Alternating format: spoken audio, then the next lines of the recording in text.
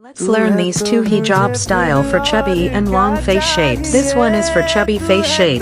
If you're looking for full coverage hijab style for niqab or ethnic dresses, then this hijab style for you. Just follow these simple steps.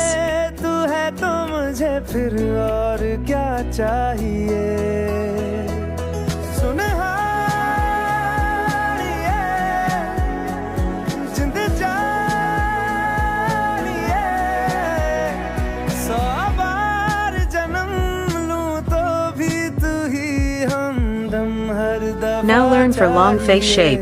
This hijab style is perfect for beginners cause it goes well with any outfits or occasions, and it looks so modest.